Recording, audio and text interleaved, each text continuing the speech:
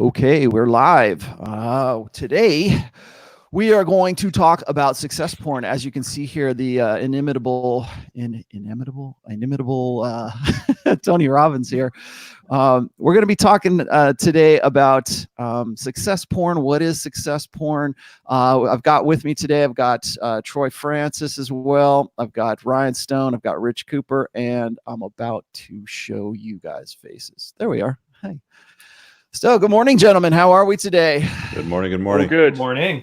How did your show go, Ryan? What were you guys talking about prior to this one? It was like you're talking about the Canadian shit government show of Canadian politics that we got coming up. We got an election next week, and hopefully Justin Trudeau will go, but we're not that confident.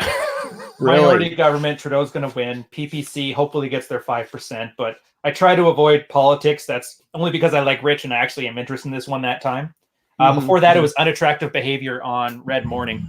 Because I figured a lot of guys have it in spades, and the one thing they need to learn is how to shut up and stop sounding like a goof. Oh man. Okay, so here's the deal today. We got a couple of other just a few announcements before we launch in here real quick. We're now using a new version of StreamYard, and StreamYard now allows us to simulcast. It is allowing us to restream this stream, and actually anybody who's using StreamYard right now, to any of your other social media accounts. So I am now streaming to Facebook, our Facebook group, by the way, which is the Rule Zero Facebook group.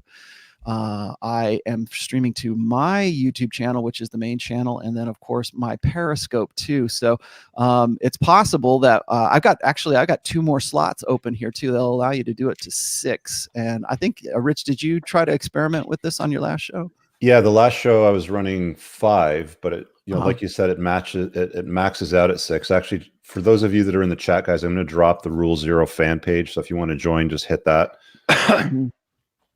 Yeah. But yeah, it's worked out really, really well. I'm liking this stuff. I apologize right now to anybody who is in the Periscope or the Facebook chat. I'm only going to be chatting to the YouTube chat for the time being. I might lean over into Periscope a little bit too today, but anyways, as I was saying, I am Rollo Tomassi. We have Rich Cooper from Entrepreneurs in Cars today. We have Troy Francis. Troy, what's the name of your? It's Renegade Playboy, right? Is that the name of your on your Twitter, brand of yes. me? Yes, on Twitter it's Renegade Playboy at the moment. Yes. Okay. And then you've got do you have a new book coming out, or you're promoting one of your new books right now? I've got I've got 10 books on dating and game related type stuff, and it's called Renegade Dating Blueprints, and that's available. At some point, I want to talk to. Oh, you're doing it on Gumroad, so you're not selling through Amazon. I've got the individual titles on Amazon as well, but I've got a pack of them on Gumroad, which guys can get for $39. So got it. Yeah. I want to talk. The reason I wanted Troy in today is because we're seeing a lot. We're seeing kind of a what I call the storm is coming and of course it's coming for PUAs first, and then we have Ryan Stone. Ryan, hey. So you have a new video out this week, right? Yeah, I crank them out now. I'm upping it to 2 videos a week plus the 2 podcasts. So it's a busy day, plus 2 videos now for the Patreons when we do our little Q&A sessions there. And we just started a private community on trp.red. Once the forums get up, it's gonna be awesome. There's too much stuff to even talk about. I won't waste everybody's time here by telling them how awesome it is. Just buy your fancy Starbucks coffee for a Patreon support, and you can just see it for yourself. It's way easier. Yeah, that's good. Now, you might be wondering, why is Rollo asking you for all of this information before we go on? Because usually we do this at the end. I wanted to set out from the beginning here that we all have our brand of me. And if John joins us today, he will also have his brand of me, as he will not let you forget that he has a brand of me. So what is a brand of me? This time last year at the convention that will not be named, I did a speech called the State of the Manosphere Address, and that was in October of 2018. And in that address, I made some predictions in there, and quite a few of them have come true, and have come true a lot faster than I thought they would. But amongst those, the primary one that I was trying to warn against. I did, as part of that speech, I did what's called a SWOT assessment. You guys know what a SWOT assessment is? It's strengths, weaknesses, opportunities, and threats, I think is what it boils down to. So I went through, what the strengths and weaknesses all, and so finally I got to the threats part of that. And if you want, I actually have a transcript of it on my blog on the Rational Mail. So each one of us here has some brand of me. And in that, I was talking about, in the State of the Manosphere address last year, I was talking about how one of the threats, or it could be actually considered a weakness too, is how each individual brand of me that is a part of the Manosphere, and I'm part of this as well, there's sort of that identity that we have, that is our personal identity, who we are as people, but then also what we represent and who we are as sort of a brand. And I think that in this coming decade, of course, but certainly for the last 5 or 6 years, ever since YouTube and some of these other social media platforms have made it easy for us to promote ourselves as an individual brand. We have, even if you just have an Instagram account, even if you're just like, say, you've got a Facebook or whatever, you're the brand of yourself. Even if you're posting, cute pictures of your kids on Facebook, that's your brand. That's how you want to be perceived by a larger global arena right now. And so when we get into what we're going to talk about today, which is success porn, I'm sort of prefacing this here because people are the first thing anybody's going to say is, well, you guys have your own brands. You guys have your own, you guys are selling something as well. Like I'm selling books, right? I've been doing that for a long time. Rich has doing his consulting. Troy, of course, has his books and does his own consulting as well. So we each have our brand of me. So this is something we kind of need to address from the outset before we jump in here, because I think that what we're going to do is we're going to step on a lot of toes today with what the topic in hand. And what I'm going to talk about today, and what I'd like to just sort of open this discourse up to, is success porn. And when we were on the Red Man group, we've talked about this. We should probably try to define what success porn is. Yeah, I want to talk what that was. Yeah, I want to talk about. Yeah, exactly. That's good. I want to talk about. I want to make sure that, like when I was doing the State of the Manosphere address, I said that was a weakness, because what happens is we end up sort of diluting the message, the greater message, I think, of the Manosphere, of the red pill, of understanding intersexual dynamics. I've written several posts on this. The most recent one was called False Positives. And in that, and we've talked about this on this show actually, is the difference between the hustle and the truth. And really, what is your hustle more important than your truth, or is your truth more important than your hustle? Because sometimes that's going to make your business a little bit more difficult if you stick to objective truths. If you aim for that. I understand that there's no such thing as an objective truth, but so that's a good place to start, Rich. I wanted to define what's the difference between just us having our brand of me and what exactly is success porn. So a lot of people, and I'm just going to put this on you real quick, Rich, is a lot of people want to. Let me put Ryan back in. There you are. Sorry, man. I don't know how you got kicked out of there. I just had a quick disconnection issue. Oh, okay. So anyways, Rich, a lot of people want to come down on you, and they will say that you are success porn, that your Entrepreneurs in Cars was your sort of your launching point, and then you got into the red pill as sort of an opening of a market. And that's what I talked about in the State of the Manosphere address, is that there is this very large market of guys right now, what we call the Lost Boys generation, who are looking for direction. They're looking for purpose. Now, some people are going to argue with me and say, "Oh, they're looking for meaning." No, let's get down to nuts and bolts right here. These guys don't know what to do with themselves. One of the reasons that pickup artistry has been so successful, has been such a the only reason we even know what the name, the letters PUA, is because guys are looking for a solution to their problems. So, Rich, what do you? I just really quick, because a lot of people will say, "Well, you're charging an arm and a leg for what it is that you do. Aren't you success porn yourself?" What would you say to people like that? Well, I'm not cheap, and there's a reason for that. I've got 47 years behind me with life and life experiences. I don't coach guys to get laid. Like, I'm not a dating coach. I'm not a pickup artist. I like. The guys that I deal with are much higher level, which is why I have a higher price point, because I don't want to have basic conversations with people. I did that, you know. I've got 350 calls behind me on the Clarity platform. I've got coaching. I got regular coaching clients that are happily paying me a lot of money a month on a long-term basis to help them level up. Like, I've spent as much myself personally as $5,000 an hour for a coach when I was running my business full time. That's the level that I play at. I'm not playing at how do I get girls, right? Although it seems like a lot of the conversations we have a lot of the times are what drives desire and what are arousal cues and why do women leave men, sort of thing, because it seems to be something that gets in the way a lot of the time with guys. I mean, most of my conversations are with men chasing excellence. They're business owners, they're entrepreneurs, they're doctors, they're lawyers, they're high level, they're high achievers. And that's where I play. I mean, there are guys out there that do more entry level sort of conversations, and that's not where I want to play. The level of, or the dent that I can have in their universe is going to be far greater helping a guy navigate his divorce, have access to his kids, not give up half his business to his wife, not have issues with employees. Like, there's lots of things that I play within, and that's just the level I'm at. And that's why I price myself at that point, because those are the conversations that I want to have. And there's some people that don't like that, and that's fine. I don't want to have those conversations with those people. Right. Okay.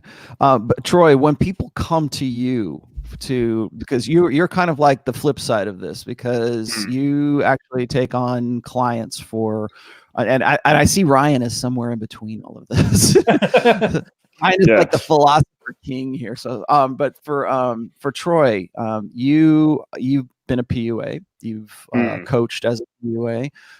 You've got a girlfriend now, of course, but what was it that drew you into doing what it is that you do?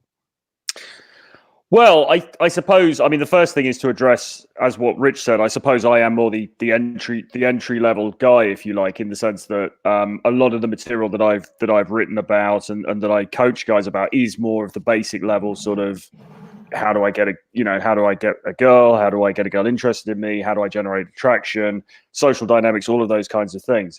I mean, what got me into it was, I suppose, my kind of enormous horniness, I suppose, in my younger days, being completely open about it. I mean, that was sort of what. Well, it was a combination of two things, really. It was a combination of my interest in dating and my interest in how attraction and those dynamics worked, which is a genuine interest. I think is a really fascinating thing, and also my desire to write and to create content, and sort of fusing those two things together meant that I started to write articles about dating. So I worked for Return of Kings for a long time. I was the chief game writer there for a couple of years before branching off into writing my own books and then doing coaching and so on. So I think it was, for me, this sort of fusion of a topic that interested me, and then wanting also to create my own content. And I suppose this is where it fuses into this idea about success porn, because I see the difference very much. I don't see any problem fundamentally with the idea of having a brand of, what we've called a brand of me, in the sort of Gary Vaynerchuk sense. I think, and I'm taking it just outside of the Manosphere for a moment and just saying it as a general idea. I think it's a great thing. I think it's amazing that we can all do it. We can all create content. We can all publish our own content on all these platforms. We can build our own audiences, and then we can effectively market to those audiences if they like what we're doing. I think that's a wonderful, fantastic thing.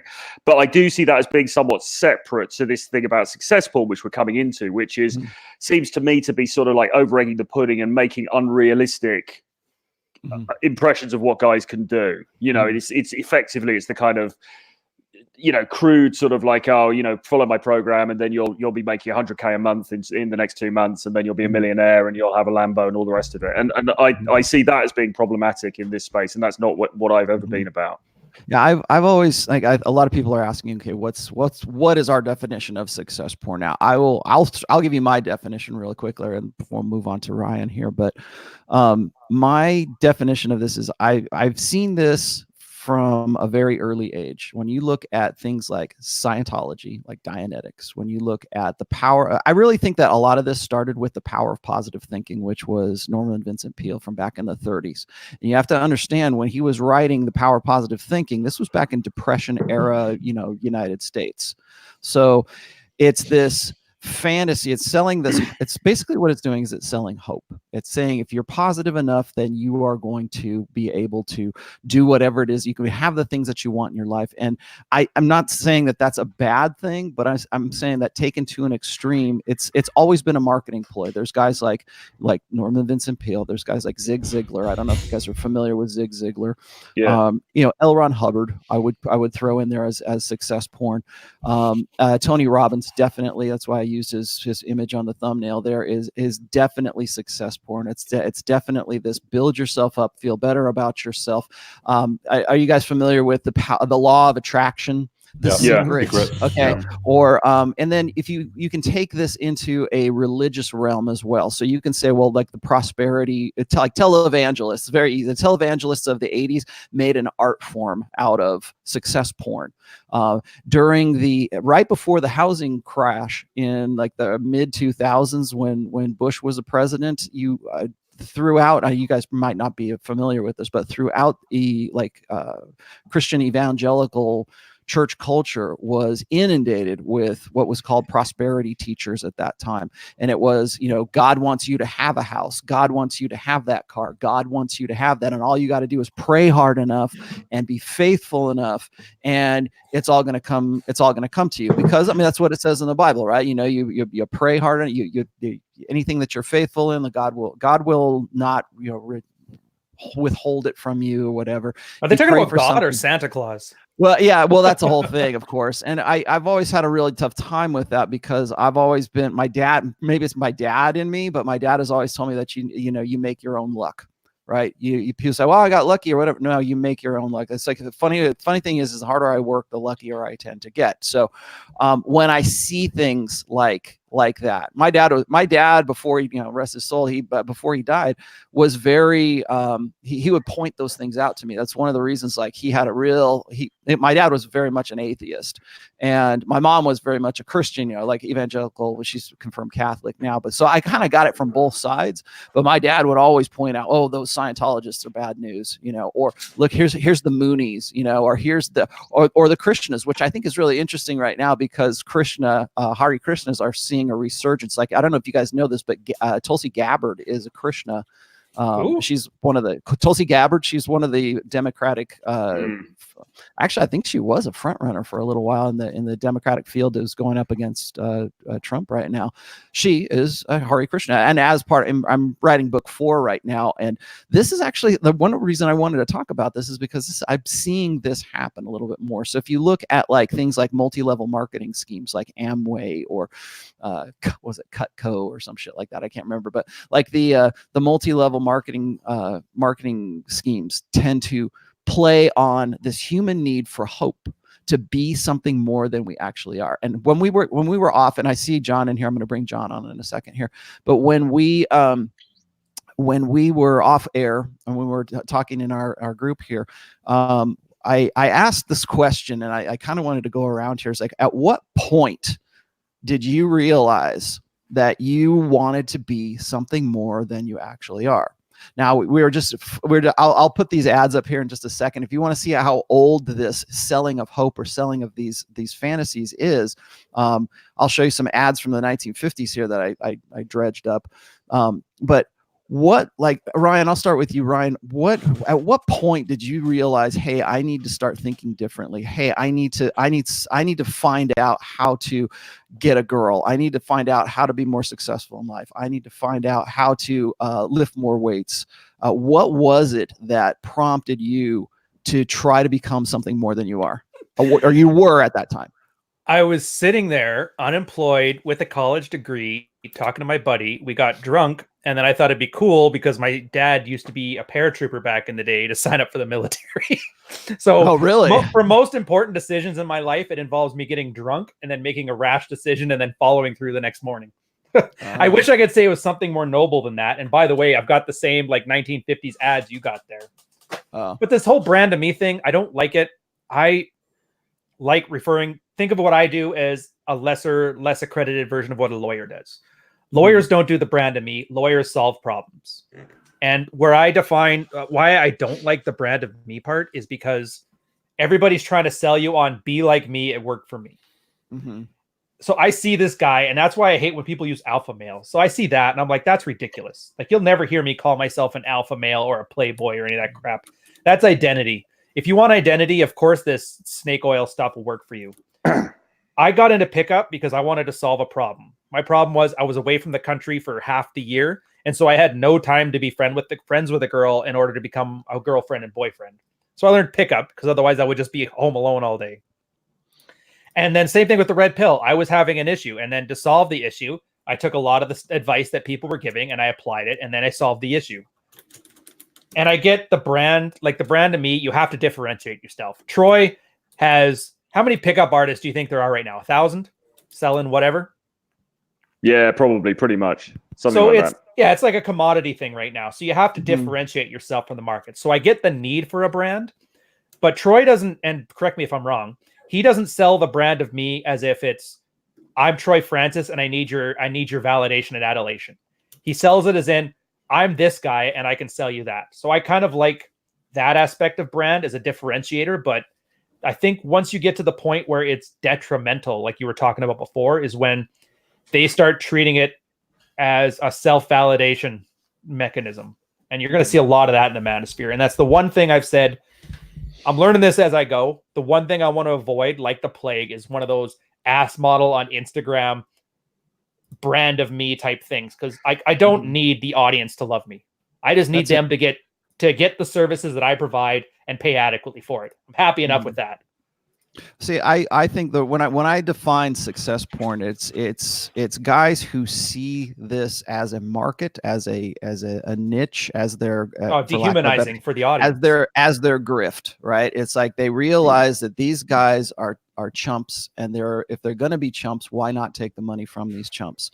And the thing is, and I think that one of the reasons I wanted to go around here and find out like what was it about like life that made you want to change. That made you seek out the Manosphere, that made you seek out, I mean, I don't know, some way, some means to become something more. Most guys, when they approach me or they find my work, or maybe they found Royce or something like that, they do so because they're at their lowest ebb, right? They're at that moment of crisis. And I think that if I have a definition of what success porn is, it's selling this idea that you can have success. It's selling that magic, like that magic pill, right? Yeah, you don't have to do anything. Formula. You're perfect the way you are. And here's this thing you don't have to do to get what you want. Yeah. And all you have to do is follow the system. I find that if you want to know what success porn is, it's a system that has to be followed. And if it's not followed perfectly well, it's not the system's fault. It's your fault for not properly following that system. And I'll just tell you the reason, like I've always been reluctant to do something like a 12 rules for life or some step-by-step thing. I mean, the closest I come to that is the 9 rules or iron rules of Tomassi, right? And those are just suggestions. You don't have to follow those. It's not a system. It's just something I threw out that I think are like sort of universal truths. But I've always shied away from giving out prescriptions.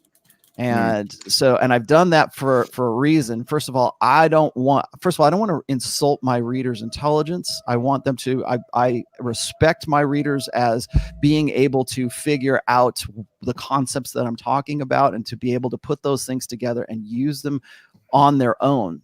So like people want to, they laugh and they point fingers at me and say, well, Rollo Tomassi's a cult leader. Well, first of all, I think that's unfair. But second of all, I understand why they would do that, because those are the traits of a cult leader. Like the traits of a cult leader is a guy who has like all of these followers, and he's sort of professing their system. Well, Rollo, it's not a critique. It's a statement of envy. That's the problem.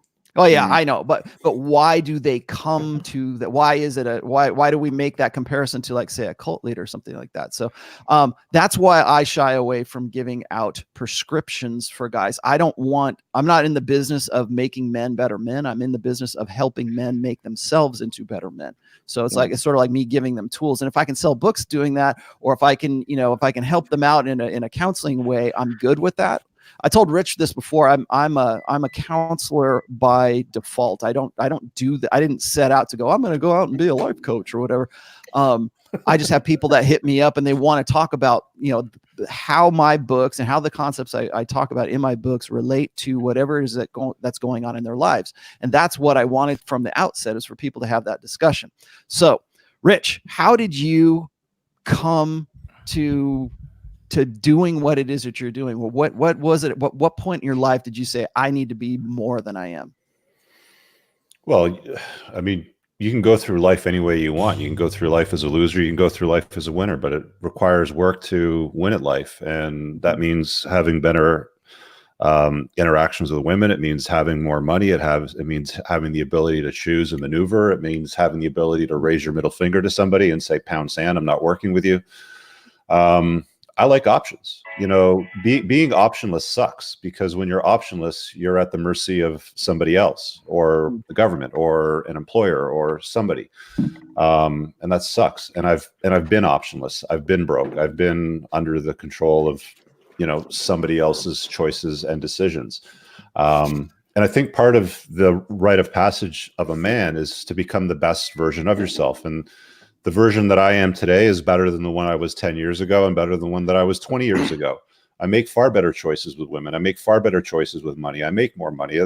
I mean, it's just everything that compounds. And if you're aware and attentive to those things as you navigate through life, you're going to have a bigger impact. You're going to have a better experience as a man, being able to get better results out of it. And that's really all that it really boils down to me, is just, I want to do cool shit. I want to have better experiences. I want to interact with greater people. I don't want to interact with losers. I don't want to interact with people that aren't doing anything. I mean, you always become the average of the 5 people you spend the most time with. So speaking of success porn, I don't know where that concept came from. Maybe it was Zig Ziglar. Maybe it was Brian Tracy.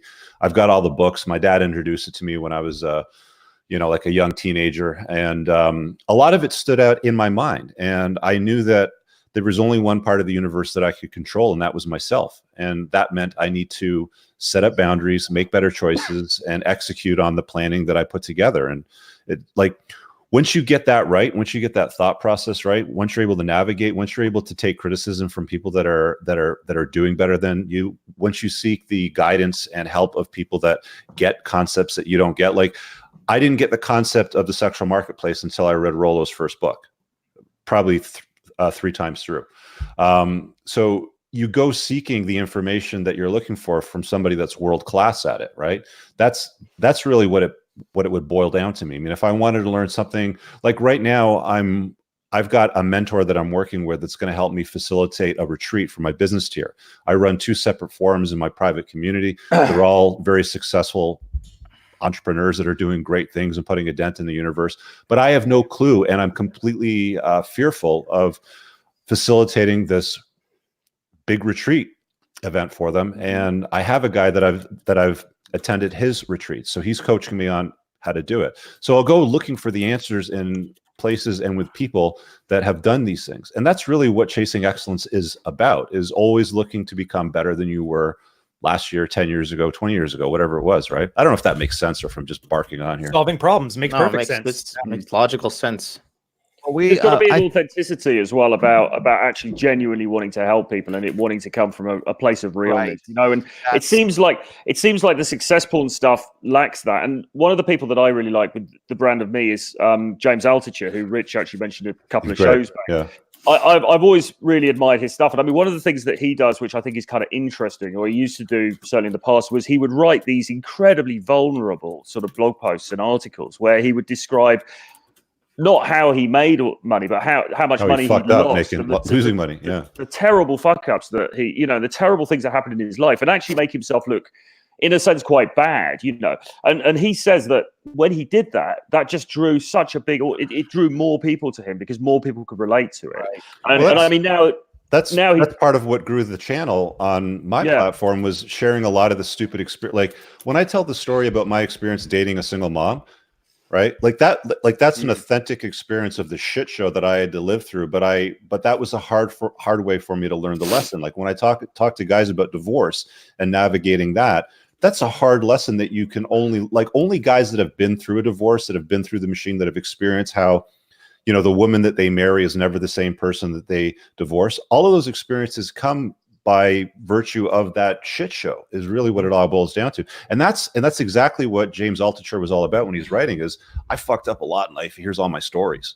Yeah. And that drew people to him, and that allowed him to help more people. And I mean, he talks about crypto and things like that now, the same sort of stuff that some other, that we know other guys talk about, and that's fine. But I mean, there's something about that raw authenticity that's really cool. And I think vulnerability. Yeah, exactly. And that's sort of lacking, I think, in some of the people in this space that we're in. We see these guys and they're flexing, and it's all about, I've got the Lambo, I've never done anything wrong in my life, and if you're just like me and you get the shades and the leather jacket, you can be awesome too. And it's sort of like that Versace robe. Don't forget the man first. It attracts guys seem to buy into it, but for me, there's just something a bit lacking about it. I don't think it's the right way to go, Yeah, like when Rich and I did a certain video in front of a Lambo and leather jackets and flexing and all that other shit. Yeah, I mean, I remember when I was doing that, I'm like, this is not going to end well. But you do it, right? I mean, because that was the grift at that point. That was the thing. But I don't know. Maybe I feel like I should put out a public apology for that. But the whole thing Stop apologizing. There's too much apologizing. I know. Just get a presidential seal, put it behind you, make a throwing statement. that out there because I want people to know that I actually honestly did regret doing that. But I was just going to say is that when like, who was it? It was Howard Stern. When Howard Stern came up, I don't know if you ever saw that movie Private Parts. It sort of shows, it's like a kind of a biography. It's a great movie. Yeah, a really great movie, and it shows you like how he went from like being this talk show guy to just speaking his mind, and people wanted to hear him. They wanted to hear that honesty, right? They wanted to. I think a lot of the guys, like when I'm writing, or whether it's on my blog or if it's in the book, or I'm just doing a show or something like that, people always tell me, I've always known this stuff, but I've never been able to put it into words. I've never been able to articulate it, and sometimes that's all it takes, is just simply to say, "Hey, have you thought about this?" And then, we got John here. I wanted to bring John into the conversation here just a little bit, because John is also in, I don't know, John, would you say you're in the pickup artist sphere? The PUA I resent that term. I've always said that. Everybody does now, and that's another thing. That's one of the reasons I wanted you and Troy on here, because I want to talk about PUA as a term as well. Dude, I'll lean into it. My methodology is simply this: just like chimpanzees and baboons and lions and birds have a mating strategy, an algorithm built into their DNA that triggers certain things for attraction. As a human being, we can achieve the same, and that is what I teach. It's very simple. I'm a dating coach, masculinity coach. I always focus on the big three, which every man from age 18 onward should be working on, which is make money, make muscles, and learn game. The three essential skills that all men should be working towards. So I'm like a dating coach / masculinity coach, if you will. But that's my standpoint on this. I knew from day one watching PUA, I was like, there's no way these fucking dorks are getting pussy. Like when I see guys like, what was that guy called? Like meow, and like, meow.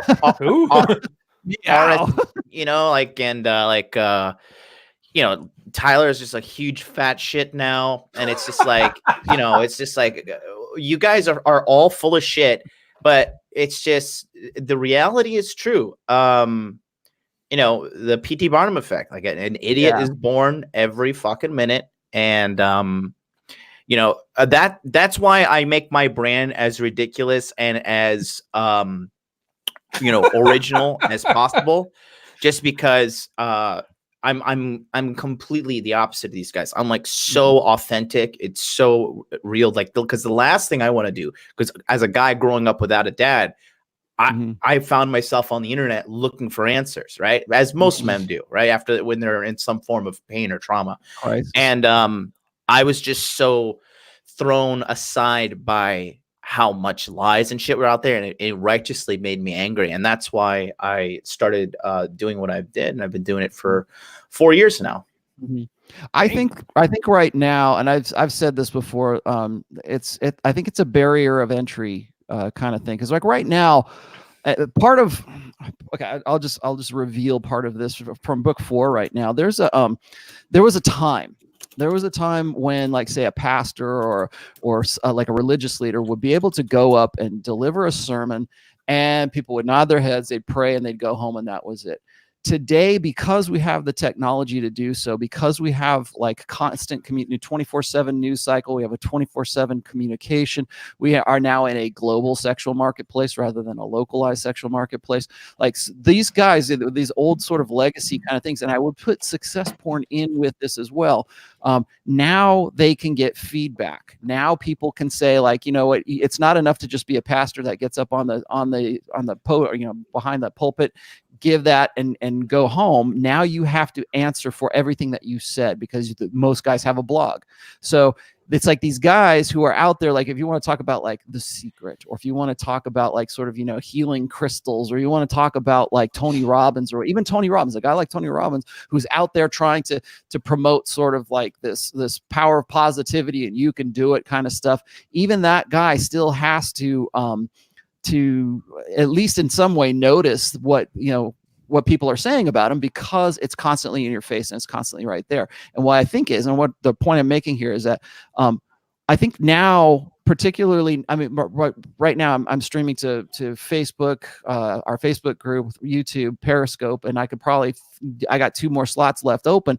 I can go and get this message out to anybody that I want to. And the barrier to entry to being a counselor, to being a life coach, to being a success coach, to being a dating coach, to being whatever, you could put the word coach or expert. Like, I'm a relationship expert. Well, what makes you that? It doesn't matter. You just go up there and you start calling yourself that. And so I think right now what we're seeing is this sort of inundation with guys who are just sort of coming out of the woodwork saying, you know what, I got something to say, and here I am. And I think what that's doing right now is, because we have access to a global audience now, it's the Wild West, right? I mean, anybody, I can go and promote myself as a coach. We were talking about this on the last one, when we were talking about MGTOWs and stuff like that. Anybody can come and say, I'm an expert on such and such. Listen to me, buy my book, buy my program. Well, that's the thing. They don't say expert, they say coach. And I find that's kind of deceptive.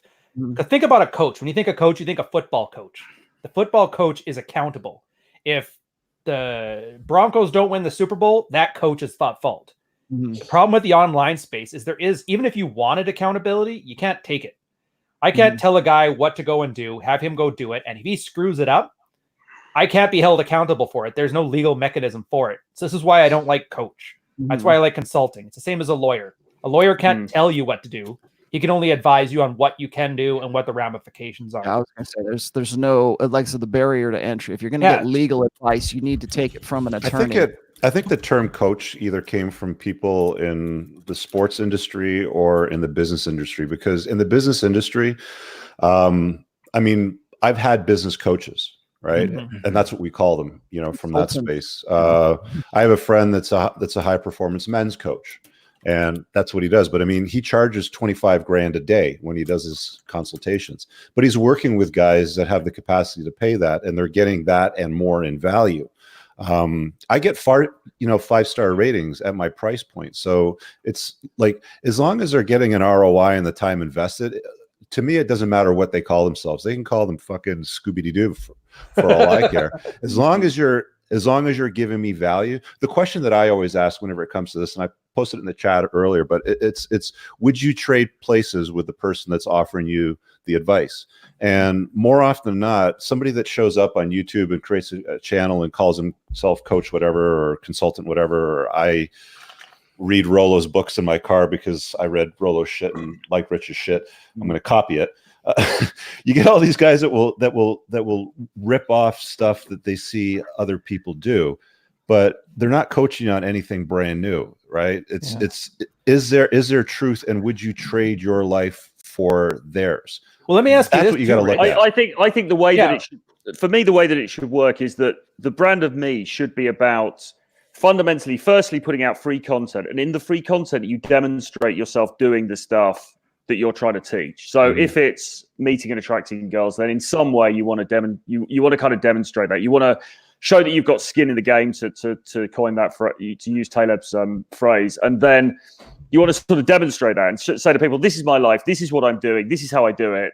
And then from that, I mean, and then ideally, you don't even sell services at first. You just show it, and then people come to you and they say, "Well, how did you do that?" Whether it's coding, whether it's, I don't know, planning parties, whether it's the sport, whatever it is. So the event proof, planning in Florida. exactly. The proof should come through the content, and then and then everything sort of springs from that. So the brand of me should show your life. I mean, and of course, we've had some issues with that in the dating space because of like infield videos being challenged. I mean, before infield videos, people used to write reports about going out and reports. Yeah, exactly. Now, of course, there was always a consternation of was it true or not? Were they over egging the pudding and everything else? But nevertheless, there was some sort of baseline of proof. The advice was only meant to be given by guys who'd gone out and tested things. The old PUA thing was always, if you have a new idea, if you have a new concept, go out and try it 10 times. No mental masturbation. Exactly. And then come back and tell us about it. And one of the difficulties I see with some of the Twitter coaches is that they proclaim Twitter themselves. Coaches? Well, guys on Twitter, shit. people on Twitter who say that they're coaches, Rich, you don't take cold showers? they say Rich. Rich, you are a beta male if you do not take cold showers. I gotta go take You should go get one right now. Fine. Exactly. They say that they're experts, but they don't demonstrate it. And I think they should. I think they should demonstrate it, or at least at some point in your career, you should have demonstrated it. Here's the sequence of events that usually follows. They usually give away the why for free. This is why women are attracted to men. This is why women leave men. Okay, since we're talking about women so much, this is why women leave men. This is why women monkey branch. This is why women's sexual strategy changes from her 20s to her 30s to her 40s, sort of things. And then you talk about the how is usually what you sell in a book, in a community, in a paywall, in coaching, in a Patreon group, in exclusive content, in body language mastery stuff. The how is usually what ends up behind the paywall. But like Troy said, you give away a lot of why for free. I mean, Rollo's given away a lot of why for free in his blog. Everybody here on this panel has given away a lot of why for free. It's the how, the intricacies of the details that usually end up behind the paywall. And there's nothing wrong with that, right? People should be paid for their time. I'm glad you brought that up, Rich, because that was a place I kind of wanted to go. Because one of the things that people really get upset with me about is they like, okay, I got all this information. I understand what you're saying. I've read The Rational Male 4 times through. Help me. How do I get my girlfriend back? How do I do this? How do I do that? Like that's another thing. It's like that's what I do anyway. Yeah, exactly. But I'm happy to do that. I'm happy to do, whether it's correspondence through email or whatever. But understand that I'm only one dude. So there's like, I would feel, I think I would almost feel, and this is just me personally, but I think maybe I would almost feel a little bit too culty. Like I would say, okay, here's my system. I don't think that, at least from my perspective, I don't have a system. My system is to give you the tools so you can use those tools to create. But that's the thing, is that's why you get cults. That's why you get like Tony Robbins. That's why you get these guys who sheep in are search of a shepherd. Yeah, they're looking for a shepherd. And I'm the messenger, but I'm certainly not I mean, I could very easily do that. In fact, that was one of the things that got me into trouble before, was just sort of joking around saying like, I could very easily do that. I could easily say, okay, here's the Rollo Tomassi system. Follow this and you'll be a success. You'll get girls. You'll get that. I'll solve your problem. Because that's what, I mean, really think about it. That's what guys want. They want to be able to get more money. They want to get laid on demand. Get paid, get laid, get six-pack abs. Yeah, six-pack abs. And they want that magic pill. They want the cheat codes. I think it's more based than that, though. I think they want somebody else to take responsibility for the outcome. So if it fails, it's not my fault, it's yours. Right. And that's where I was going to go with this. And I wanted to, this is why I asked Troy and John onto this one, because you guys are kind of more in this sphere than I am. One of the things that supposedly set like a guy like Elliot Rodger off was that they tried this shit. They want to say that they did everything by the system, and the system didn't work for them. That's why you get forums like PUA hate, which is no longer, now defunct, but it morphed into slut hate, right? That forum now. And right now, what I see happening, and Troy, you know this already, is that the BBC has done a hit piece on PUAs. And now they are, now, of course, you know, in response to that, we've got, you know, YouTube taking down their videos. We've got, what the BBC, I don't know, you probably know better than I do, the legalities that are going on with this. So like if you approach a girl, if you try to do a yad stop or whatever, if you know what I mean, if you try to you know, do day game, that is considered sexual harassment, and that can get you thrown in jail right now, because I think probably from a societal level, it feels like this feminine primary society is finally doing something. It's like, it's a very easy step for them to take, to say it's illegal for you to go and actually talk to chat up a girl on the streets.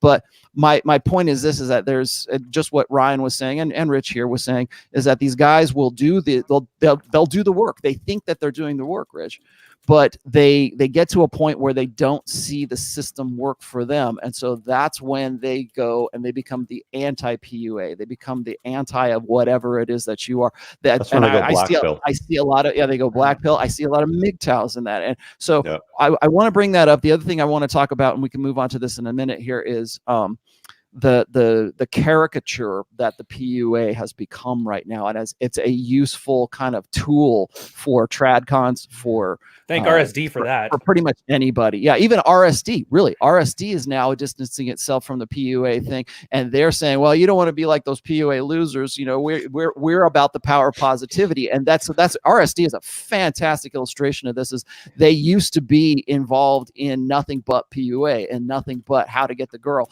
They've realized that market is tapped, and that the barrier to entry is so low that anybody can do it. Yeah. Now they want to be taught. Now you know, Owen wants to be Tony Robbins. He says as much. I want to be the next Tony Robbins. He's kind of like the low Tony. John, remember that meme where the guy shoots the guy in the audience and then turns around? Is like, how did that happen? Yeah, that's exactly what RSD just did with Pickup. So I wanted to ask you guys, Troy. I mean, where do you?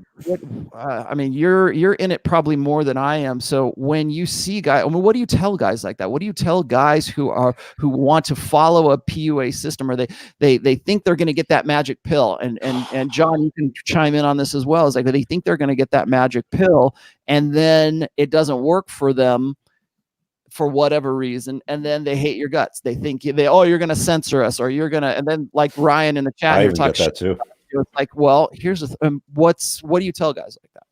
Well, I think firstly, just on the whole PUA thing, I mean, I like probably pretty much everybody, I don't particularly like the term PUA. I don't really use it myself. For a number of reasons. I think it, and partly because of the way that it's been tainted by society, I suppose. It now feels very, for a start, it's very early 2000s. It feels very manipulative and all of those things, but it's certainly been tarred with that brush. So certainly anybody outside of this space, if you said I'm a PUA, they would take a very dim view of it. And you know, but anyway, I think the one thing about real social dynamics that I like is the social dynamics bit, because I think that's what I'm really interested in. I'm really interested in social dynamics and the dynamics between people, primarily between the two genders. And I think you can learn as much from the 48 Laws of Power as you can from, you know, a pickup video, for example. So that's kind of where I'm coming at it from. I'm really interested in the way that people relate to one another on a societal level, and then on the micro level of, you know, a guy goes into a bar to go and he sees an attractive girl, and how does he start a sexual relationship with her, or some sort of relationship. But in terms of the question about guys getting butthurt, and I mean, the biggest thing that I find is that guys want a silver bullet. They want an immediate answer to this. You know, they'll contact me and they'll say either it's I mean, I'm sure all of you guys have had this. It's either there's this girl that I really, really like, how do I get her? There's this girl that I was with and now she's dumped me, how do I get her back? Or it's I'm having difficulties. I haven't been laid for ages. I want to get, you know, this type of girl next week. What do I have to do here? You know, can I pay you? How can we sort this out, you know, immediately? What most of them, in my experience, or what a lot of guys have in common, is that they don't really want to actually do any work towards improving their abilities to, their abilities in social situations. Yep. They don't actually want to, they would rather actually pay you the money so they feel like they're doing something rather than actually having to do the work. And what I always try to say to people, and what I've always tried to say consistently when I've written articles about this and everything else, is that you have to actually put some effort in. You have to be prepared to change.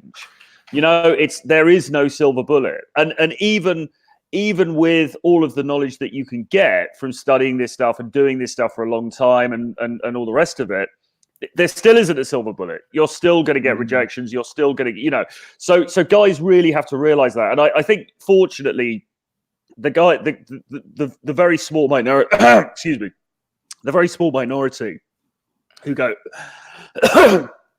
sort of go nuts. And, as a result of that, it is a very, very small minority. But I think guys need to manage their expectations when they come in. And they have to realize that, like anything in life, getting better in social situations requires work, and it requires persistence, and it requires effort. John, what if I come to you and I say, okay, show me how to do body language mastery, whatever, and I do it, and I follow the system and it doesn't work for me? What do you tell the guy that doesn't work for? If it doesn't work for you, there's a certain percentage of guys that are just never going to figure this shit out, right? Now, my thing is this. In the future, without a shadow of a doubt, there's going to be a pair of sunglasses you can put on, or a contact lens or whatever, and it's going to have an algorithm built into it, and you're going to be able to look at another human being and determine all these micro expressions, pheromone levels, hormone levels, everything, to determine whether or not somebody is attracted in you or not, right? All my stuff is very heavily science-based. And to be honest with you, the guys that I don't have success with, which are few and far between, typically they don't want to do the work. They want to rationalize certain things that are just not physically attractive, such as being not overweight, but being obese. Living at home with your mother, having no financial independence. They scrape together $70, talk to me for 1 hour, and they expect that I'm supposed to fix everything. If you have been fucking your life up for 25 years, 30 years, 40 years, like, one conversation is not going to solve it. And it does take work to become the men that we are on this panel. Like, Rich didn't become a millionaire overnight. Rich didn't become like the living that ultra lifestyle that he lives like in a week. It took him years and failures and fucking heartbreak, tears, blood, sweat, the whole 9 yards. The reality is, most guys, and especially today's age of like where it's been easier than ever to be comfortably uncomfortable, where it's $14 a month for Netflix. You got just enough money for Uber Eats, just enough money to smoke some pot, buy the new Call of Duty, right? All that shit. You could be comfortably uncomfortable living this like kind of silent life of misery. It's literally easier to do that, or most guys are more lazy. They don't want to do the work. They choose that lifestyle rather than putting in the work to learn human psychology, learn what women are attracted to, learn good fashion, good hygiene, good grooming habits, right? Keeping your house clean, like, simple stuff that you think everybody would know as a guy who's in the sphere. But I also chalk this up to because this is a big problem in the States. It's just the single mother epidemic. Single mothers do not know how to raise men into the sexually attractive men that women pine after. And that is where the great divide lies that Troy, I, and all the members on this panel are trying to fill. And, for all the people who don't like us or don't want to get our services, I guarantee you, we don't want to work with you too. So fuck off, go do something else. Like, this is a testimony as to why your life fucking sucks in the first place, and somebody's got to give you a reality check. One of the things is and I've said this before. One of my primary critiques of Jordan Peterson has been that he's sort of in the right place at the right time, because just what you were saying there before, John, is that we have this I would say at least 2 generations of young men who are looking for purpose. They're looking for direction. They're not looking for meaning. They're looking for and I'm sure Rich has heard this. I know I've listened to guys say this. They joke around with Tom Likas and say, "You're the dad I never had," right? And I think that contributes at least to creating a marketplace in which success porn, hustlers can thrive in. Now, is Jordan Peterson a success porn hustler? In some ways I would say yes, and in some ways I would say no. I'm sure he at least started this from a want to not have the government tell him what to call transsexuals. Yeah, exactly. That's the only reason he's here. And I'm not even so sure that's the actual reason why he is as popular as he is, because he's said on several occasions that he would be if you ask him to use Z and Zer or whatever your pronouns are, he'd be happy to do that. He just didn't want to be forced by the government to make him do such a thing. And so you get these guys who sort of fall into these roles of being dad. And I'm glad that people can, that I got guys that come to me and say, "Hey, Rollo, you saved my life," or "You gave me my son back," or something. But it's like, that's really hard for me to hear, because it's like, I'm okay with being, an educator with you, but I'm not your dad. I'm not gonna fill that role that your dad should have filled. I'll be happy to be the educator. And that's where I was going with this, is that I think that,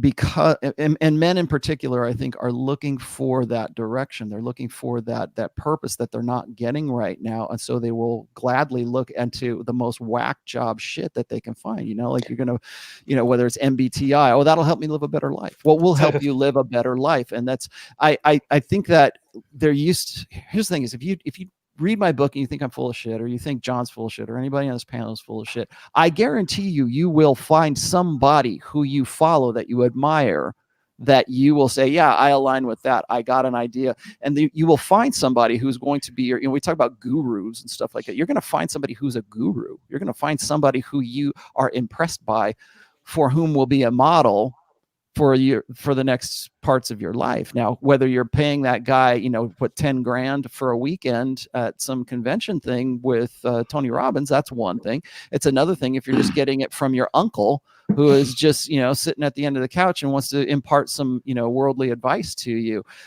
People are going to learn from the experiences of other guys. So I think that's something that needs to be kept in mind for guys who are going, "Well, I tried this, I tried that, I tried whatever." It's like, well, who were your teachers? Or maybe there's a lack of teachers. Who were your teachers before you encountered PUA? Before specifics matter huge. It's what did you fail in? You can't just say I failed in pickup. You failed in what? The human condition? Be specific. And I think I'm the only guy on this panel who's leaning into the pickup artist term. It's very manipulative. Yeah, it's manipulative. Yeah. You know what else is manipulative? A baby crying so you take care and soothe them. A girl crying because she doesn't want you to go out with your friends. Everybody is manipulative. And the only thing, even them telling you that you're manipulative as a pejorative, is manipulative. So everybody's doing it. The only difference is this is the one thing that's for the sole benefit of the man. And even then, it's consensual. Girls are very good at not sleeping with people they don't want to. I don't know if you guys have seen this. I've got an entire incel movement behind us here. That's a perfect example of girls not sleeping with guys they don't want to. Yeah. So don't tell me this manipulative crap. And I'll say pick up artists, because it's artistry. Yeah. It's a skill like any other. And like Rich says, make money. Here's how you make money. These are the skills. Talking and engaging with women is a skill just like any other. That's why I like calling it game or pickup artistry, because it's an artistry. It's a game. It's fun. I've always used game as sort of a substitute for practice, for actually taking what it is that you're learning. Like I always refer to red pill as being the theory and game as the practice. And so you have to learn what it is that you have to learn, understand the dynamics before you can go out and put that into practice. And it should be fun. If it's a slog talking to women, then you probably shouldn't be talking to women. At least not the way you're doing it. Same as business. game. Rich, and if you didn't enjoy what you did, you probably wouldn't do it. Even if it's hard work, it's a labor of enjoyment, at least, is it not? That's like a basic tenet that a lot of guys forget is stop doing shit you hate and do more that you love. How many people go to a job on Monday that are going to go to a job on Monday that hate their boss, that hate their coworkers, that hate their employees, one or any combination of all of those things? I guarantee there's a lot of people right now that are watching this that are thinking, yeah, they're nodding their head. Like, just stop doing dumb shit you hate. Figure out a way to do things that you love and make some money at it and have a little and I love in the doing universe. Women. So it's the same thing. There's nothing wrong with loving women. It's totally normal. It's built into our DNA for fucking sake. John built his brand around putting his dick into them. I mean, come on, and he's enjoying it. I think Ryan makes some really great points there, actually, and I think I agree with a lot of what you're saying there, and you know, maybe I'm a bit hasty in sort of eschewing this sort of PUA label, but I think what we come into now is the problem of the way that others characterize it, which I suppose Rollo's talking about with this thing about the PUA caricature. And I mean, there was one of the Sun Hat ladies. There was a Sarah Gosling or whatever. Yeah, one of them. I saw a tweet. Somebody else. I think I saw a tweet yesterday, and I kind of responded. There was a little bit of turn drop where she was basically saying PUA is manipulative. You know, all PUA is manipulative. These are horrible men. They're harassing women, and it's sort of and what their image of sort of PUA is basically stuck in 2002. Now, let's just take one small example of a PUA concept. Say I am the prize. So rather than me going into an interaction with a girl and thinking, oh my God, she's so beautiful, she's amazing, she's like this celestial being, I'm so lucky to even be in her presence. She could never go for a guy like me. Instead, what if I walk into the interaction? I'm like, no, I'm the shit. You know, this girl is lucky. This girl is lucky to be having this conversation with me. So what she got to offer me? Okay, she's hot, but what else has she got to offer? Now that's very simple mental model. Is that manipulative? Yep, maybe. But on the other hand, is that not just that doesn't make me a fundamental. So when I was 20. I was terrible with girls, and I'm not going to go into a big sort of like, you know, don't worry, this is not a point of origin story or anything, but you know, I was really rubbish with girls, and I had very, very low self-esteem, and I had to learn this stuff. And over the years, I sort of learned this stuff, and I did flip it on its head. So I flipped it on its head from being the guy who was like, oh my God, she's so wonderful, how could I ever possibly, you know, and all the rest of it, to going into the interactions with the thought of, no, actually, I'm awesome. What's she bringing to the party? And that small shift alone massively changed my success rate, if you like, in dating. Now, is it bad for me to be teaching that to guys? Is that manipulative? Or is that just a way of an adult recalibrating their own relationship with themselves and the world? Yeah. Is it manipulative if Rich puts out a Facebook ad for one of his businesses? Yes, but is that bad? No. Yeah, only with women do people treat any manipulation that a man does as bad. If it's business, nobody cares. I'm manipulating my employees by offering an incentive. They just get salty because we expose like some of the best fucking like piece of shit womanizing tricks I've learned is women pulling that shit on me.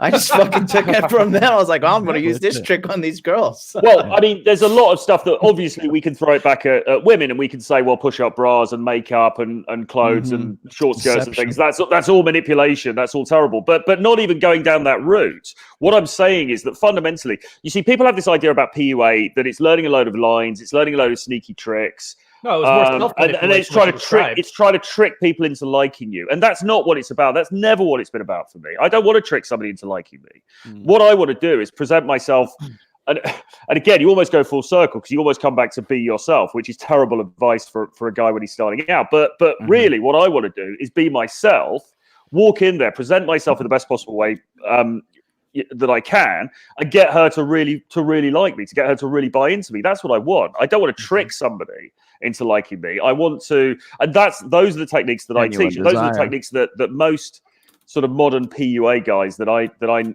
know of and I associate with teach. It's about presenting yourself in a different way and thinking about yourself in a different way and bringing that into your interaction so that you're successful. Is that manipulative? Well, you've got a goal in mind. Yeah, sure, but everyone's got a goal in mind. But it's also about, and I dare I say, it's self-actualization. It's also about being a better version of yourself. I don't think that's a bad thing.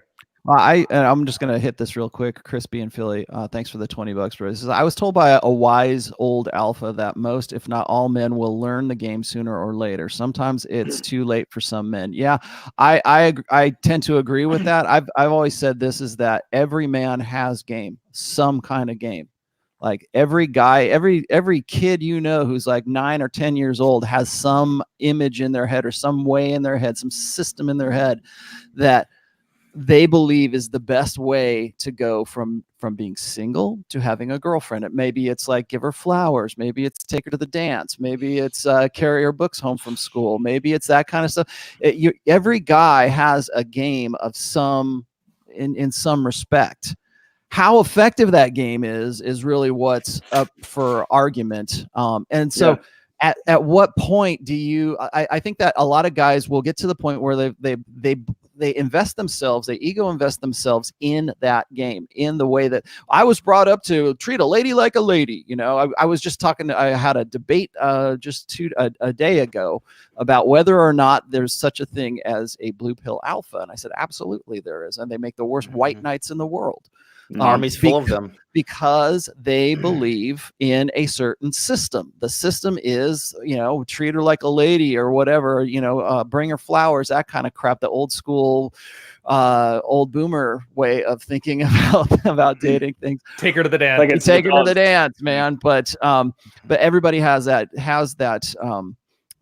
system in their head that they believe will work. And then when it doesn't, when it's proven in real time that it doesn't work for them, and they're at a moment of crisis, that's usually the only time that they can be, you can talk to them and say, hey, look, have you thought about it this way? Can you do it that way? And that's the first thing that I think that a lot of people criticize, PUA, but criticize life improvements or coaches or whatever, is that they're always hitting these guys when they're at their lowest ebb. And I would argue that is kind of unavoidable. So like when Rich goes and gets divorced and he starts looking, my freaking wife, on Google, I tell the guys this all the time. I say, you know what? Nobody, we don't advertise in the Manosphere. We don't advertise the red pill. I don't put a web campaign or whatever for people to come and join the red pill. And that's so when it happens, it's usually when people are at their lowest ebb. Go ahead. Can we ask Rich on this one? Because I was curious. This stuff, the lowest ebb thing, I was thinking, Rich, with the debt consolidation. Yeah. People aren't in debt when they're at the top of their game. They're at the debt when they're at a low point. Mm-hmm. And at the same time, I don't think there's a debt consolidation certification board. So it's kind of a similar thing here where it's the Wild West. Did you ever get issues then where guys were... So in the business world, you're either selling a vitamin or you're selling a painkiller. And painkillers sell a lot more. I mean, if you go to any pharmacy, people are buying way more drugs and painkillers than they are multivitamins, right? One is preventative, and one is, of course, hopefully going to solve the problem. But everybody that's looking at a video that I've made on divorce, for example, is going through a shit show of a divorce. They're not having an easy peasy divorce where the ex-wife is just like, yes, let's share custody, and I don't want any of your pension, and keep your championship belts from when you were a boxer and all that sort of stuff. There's a unicorn. Those guys are not watching my videos. The guys that are watching my videos are like, holy shit, this is getting real. Like I'm about to commit suicide here. How do I get through this without fucking up my life? And I'm not seeing my kids, and all that sort of thing. Same sort of questions that guys are asking when they're like, well, how do I make bank? And how do I get the girls, right? It's like, they're not good at it. So they're looking for somebody that has some answers, and you have some answers to it. And then the problem is they get the answers, they understand it. Maybe they buy a course or they get into your community or something like that. But because they don't want to execute on any work, they're like, oh shit, this is a lot of work. I'm not sure if I want to do that. Then they just back away and leave. And they're like, those guys are scammers. They're snake oil salesmen, right? Yeah, well, that's usually what the cycle is. Yeah, I'm just thinking from the debt side. Like, obviously, don't tell me your business thing because I'm not a customer on that one yet. From the debt side, I've had the same sort of thing where somebody gets into our program and they want to get out of debt. Now, the thing with our program is it's delayed gratification. You don't actually get your first settlement until you've raised the lump sum to settle, because nobody's going to lend these people money. So they have to raise the lump sum to make a meaningful offer to settle. And because there's that delayed gratification of 6, 7, 8 months sometimes, in that time between when they start and when they get their first settlement, there's an abandonment rate. There's always going to be somewhat of an attrition rate because we're used to instant gratification. Rub this cream on, wipe away 10 years of age, take this pill, lose 20 pounds, right? Put on this push-up bra, make your tits look 2 sizes bigger. That's how we operate. That's exactly the same as what we're doing here, but you've already had it. It's exactly how we operate as a society, is we want everything quick and easy right now. And that's why you see these success porn guys going online, buy my course and make $1 million in this crypto, real estate, car real estate, whatever the hell it is. I'll buy your be a real man. Yeah. It's like, dude, you have to do work to get to that point. And my customers in the debt business need to do about 6 to 8 months worth of work, waiting patiently for them to save up the lump sum to settle the debt before they actualize a first settlement. And then they get it. Then they're like, oh, now I get it. Now this is making sense. I can do this 3, 4 more times with the rest of the debts. But I see why you're good at game now, because you've kind of been dealing with it, sort of. Yeah. Hey, let me ask this real quick, because I got Sam Whiskey here saying China's one-child policy has decimated their society to a point that men can't find a mate. Can success override that? Wait, first of all, it's not real. You're talking about some basic bitch shit here, guys. You can overcome just about anything in life. Like, we're not talking about building a rocket here. Yeah. And First again, of all, like, are you in China, and why do you give a fuck? Second of all, that's bullshit. Well, and what third, he's doing? Oh, go ahead. Well, I'm just gonna say, first of all, you're not in fucking China, are you? And I have no idea what this is. It's black pill. It's a black pill argument. It's what but it is. The world, like, ultimately, you can't change reality. If you are successful, above average successful, which today's day and age is very easy to obtain, and most guys aren't doing it. Yes, it is a lot easier to get a proper mate. Any guy can go to the gym and become an 8 out of 10 or a 9 out of 10 just by, I'd say 7. Vigorously lifting weights. 7, yeah, 7's fair. You know, it's funny is, like, one of the reasons why I think I do this anyways. One of the reasons I think that physical fit or getting into the gym, getting your ass get your ass moving again. First of all, there's a physical component to it. It's gonna it's gonna change your biochemistry by doing that. It's gonna give you a better outlook, just because you feel better. But think about it this way. This is what I tell guys is, like, if you got down to just normal weight, you don't even necessarily have to be like, jacked and 6-pack abs. If you got down to a normal BMI for your height, it's like you would already be ahead of close to 70% of guys that are in the global sexual marketplace. They will right get now, out of your way if you try. They will part the waters and let you walk into Pussyland. Yeah. Well, there's nothing more of a feral sexual attraction that you'll ever experience from a woman than when you are in very, very good shape. And I'm talking a good amount of muscles and very low body fat. These bitches get visceral on you. So let's say you're the Chinese guy and there's a 20% ratio of more men than women, and you fight and you claw and you get up to the top 60%. You don't even make the top of the Pareto principle. And at the end of the day, what are you going to do? Stop? Because, well, I now have to work twice as hard as Chad does to get his success. But it's better than the guy when you started who was getting nothing. Right. So don't tell me this, like, oh, in China it's much harder. Well, in China people are still working. So whatever. Everybody's got an argument for why they can't succeed. They've always got a problem for every damn solution. Well, and that's those the guys black can pill, fuck man. right off. That is the black pill right there. And the first thing, and MGTOWs will say the same thing, is like, you can't out alpha the state. Like, at the end of the day, the chick is still going to be the one that's in control because that is the system. You know what? If they give you the short end of the stick, you sharpen that and stab in the heart anybody who gets in your way. Yeah, I mean, just stay under the radar. Stay out. Don't fucking get married, you dorks. Not that anybody's lining up to marry these MGTOW idiots, anyways. People had babies in Stalinist Russia. You'll figure it out. Well, but see, here's the thing. That's the paradox that they are always going to use, is you can't deny the reality that X, Y, and Z. It doesn't matter if it's kids in China or whatever the fuck you're talking about. It makes no difference whatsoever. It's that there is a physical reality. Like, Brad Pitt got divorced. Yeah, I know. I understand, and I know where I'm just playing down. This is the side of this. This is the side of the story that they're going to say. They're going to say, "But Rollo, I'm physically deformed. I look like a pear, and I am, 200 pounds overweight, and I've got a toe growing out of my head or something like that. How is this going to work for me? Put yourself in the garage and start your car for 20 minutes or get to work. Just pick something and go with it. There has to be I saw this guy, right? I saw this guy. He was physically handicapped. He had cerebral palsy, right? And he had like a little hand and he could kind of drive himself around. This is when I worked in Waikiki, right? In Hawaii. And I remember one day I saw this guy. He was spitting game to this girl. I kid you not. This girl sat on his fucking lap and he was whizzing around Waikiki with this bitch on his fucking wheelchair. And I was like, that right there is, if that's not fucking motivational for anybody, if you could walk and this guy's out gaming you, like, you're just a mentally weak bitch. Do you guys know? Somebody needs to say it. Do you know who Ricky Berwick is?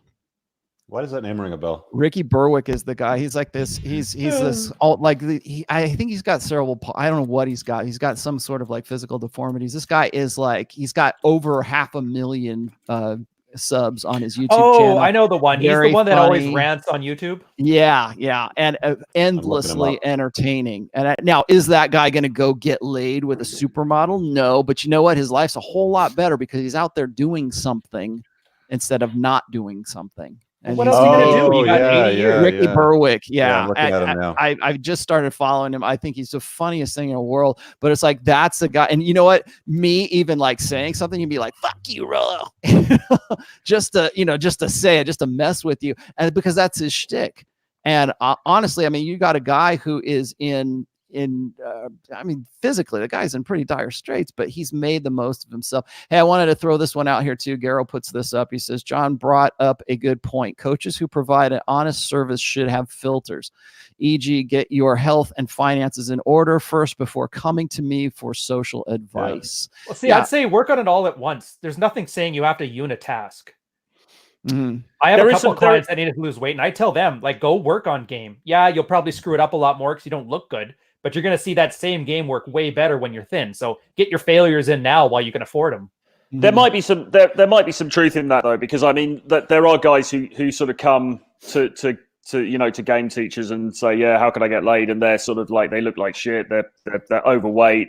Their grooming is bad. Their hygiene is bad, and all the rest of it. It's like, well, and I mean, sure, you can do consults with those guys and you can take their money, but well, Troy, who was the one that did that lesson where how to wash your testicles or whatever? Was that one of the RSD guys did that? Tyler Durden? I don't know. I don't know, but I mean, like I think sometimes a bit of brutal honesty from a coach is good. You should say, look, listen, man, I really want to help you. However, you need to get these things sorted out first, because at the moment you're just not in a, you're not. You're not there. And I always say to guys as well, mental health as well, I think, is important. If a guy is, I mean, I've been through, different sort of challenges in my life with depression and different things. And I'm happy to chat to guys, but I'm not a qualified doctor. I'm not a psychotherapist.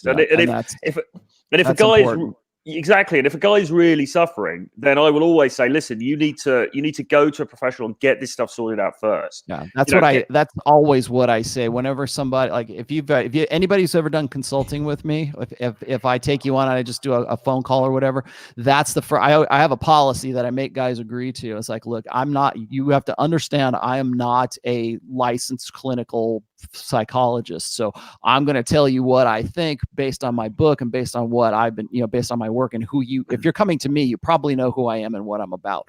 But and that's the hard part, Troy. I think that a lot of guys who get into success porn, who get into this purple pill life coach bullshit, I think they get in over their heads. So they go, okay, I want to get, if my business is to charge $700 an hour for a whatever, that I think that because the barrier to entry is so low that they end up believing their own bullshit. They end up thinking, well, I can help anybody, or I can take this guy on, until they run into the guy who is the next Elliot Rodgers, who is the next Nicholas Cruz, who is the next Joker, right? The guy who's going to be the one who's going to really flip his shit. And those guys are so rare that they know all of them by name and they have Wikipedia pages. So that's completely irrelevant. Here's the guys the guys that fly under the radar, though, because there's the guys that are like, they seem like this is a real simple question to answer, like, oh, this guy can't get laid, he needs to man up, whatever, and then you find out later that he's got deeper issues, like his family fucked him up, or the girl that he just left he thought was his soulmate, and you didn't know that at the beginning or whatever. Or here's the one thing, and maybe you guys can help me out with this, is when a guy comes to you and he says, Rollo, help me out. I am a 28-year-old virgin. I've never even kissed a girl in my life. I want to change my life. I want to find some way to end my virginity, whatever. I don't want to go see a hooker. I want to be able to find a girl who's actually into me for whatever reason. What do you tell a guy like that? You got to become worthy. If you want to be the man, you got to be the man. It's just, you have to do work. There is no ands, ifs, or buts about it. There are biological, there are psychological, there are hormonal factors all behind getting yourself optimized to have a lot of sex. And the science is always going to be behind the reality of, what's really occurring, because it's so hard, because, even when you are in a psychological study, your behavior changes when you're being observed. Right. There's so many Troy probably knows about this, right? We all probably know about this. When you have that dry spell and you just can't get over it, compared to when you're just getting tons and tons and tons of pussy, it's just coming in and you can't explain it. It's like a monsoon. Those are things, you see what I'm talking about? Like, Troy gets it immediately, because that's just a thing players know. Right? It's just, it's like there is. That's why they invented the slump buster. It's momentum, isn't it? It's momentum. You get onto that. It's like it's easier for a rich guy to become richer than it is for a poor guy to become. It's the same principle, isn't it? It's the momentum for sure. It's the sexual momentum. And like I said, like, that's not necessarily definable yet based upon our current science. But I mean, we are catching up to this, and you'll see eventually. Guys like us will kind of be put out of work, because everything's going to be automated from AI. Like, it's just going to be, it's going to happen. Yeah. And here, Rollo, this is why I lean into the PUA. Take that 30-year-old virgin. I've actually had a call with these guys, and this is why I like it, because they don't know what they're doing. A girl automatically knows, because she's been having sex since she was 15 years old. So by that time, she's a 15-year vet in the sexual marketplace, and the guy's starting from zero. So when he says, "What do I do?" he literally doesn't know. So if you give him a framework, and it's just a little mystery method here, 3 phases, 3 sub phases. That's 9 things to remember. First off, get your openers down, being able to walk up to a girl and say hi. And it's a very simple step. Or how to be able to walk up, how to get an indicator of interest, and what that even means when a girl's interested. They literally don't know. So you can give them a framework like this, and it's like, look, these are general categories of things you want to escalate from here to sex. So a guy will understand, oh, so that's what it means when a girl's interested in me. She does this, this, and this. I'm like, usually, not always, but it's a good enough metric to start with. Well, how do I even get to her? How do I talk to her? Like, well, here's what a lot of people say. Here's a story. Take this story, apply your life to the framework, and say it. Here's the cube. So if you want to learn about a girl and you keep talking to her like it's an interview, well, here's the cube. It's a fun little psychological game that you made up, and then you can have her talk about herself without making it feel like an interview.